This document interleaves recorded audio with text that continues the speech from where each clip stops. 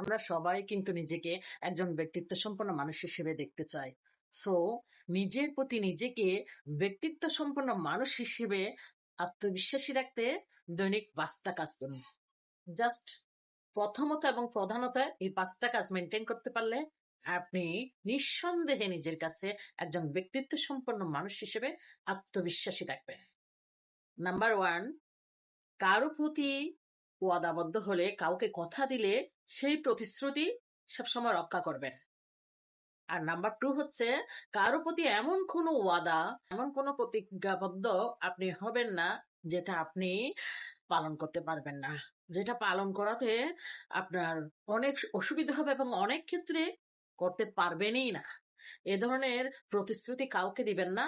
আর যেটুকুন প্রতিশ্রুতি দিবেন সবসময় সেটা পূর্ণ করার চেষ্টা করবেন। আর নাম্বার 3 হচ্ছে, নিজেকে সব সময় নিট অ্যান্ড ক্লিন রাখবেন, স্বচ্ছ রাখবেন। আর নাম্বার 4 হচ্ছে, কেউ যখন বলতে চায়, আপনার সাথে কেউ যখন কথা বলতে চায়, তাকে বলতে দিন, তারটা শুনে নিন, দেন আপনারটা আপনি বলবেন।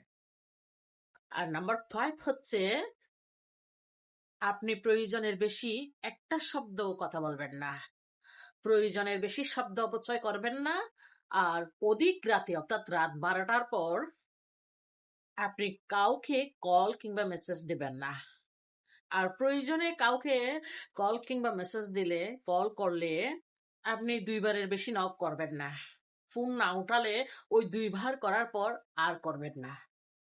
প্রথমত এবং প্রধানত এই 5টা নিয়ম আপনি ফলো করলে আপনি আপনার কাছে একজন ব্যক্তিত্ব সম্পন্ন মানুষ হিসেবে আত্মবিশ্বাসী থাকবেন।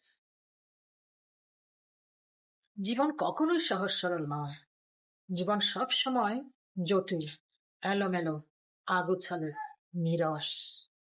বাট মানুষ চাইলেই জীবনকে সহজ, সুন্দর, উপভোগ্য করে তুলতে পারে। আর প্রতিটা মানুষ মাত্রেরই এই জীবনটাকে পরিপাটি করে, গুছিয়ে, সাজিয়ে, উপভোগ্য করে তোলাটাই করণীয়। আর এই আগোছালো অসুন্দর জীবনটাকে সুন্দর করে গুছিয়ে, সাজিয়ে, উপভোগ্য আর রসালো করে তুলতে প্রয়োজন ধৈর্যশীলতা আর প্রচুর মনোবল, দৃঢ় আত্মবিশ্বাস।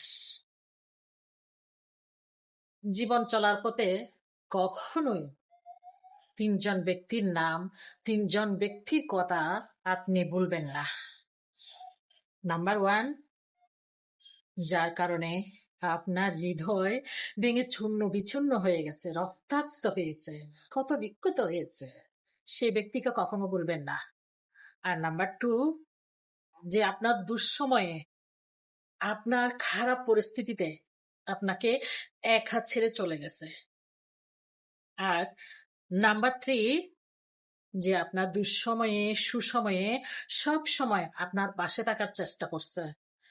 আপনার দুঃসময়ে আপনাকে যতটুকুন সাধ্য সাপোর্ট দিয়েছে, সহযোগিতার হাত বাড়িয়ে দিয়েছে, তাকে কখনো ভুলবেন না।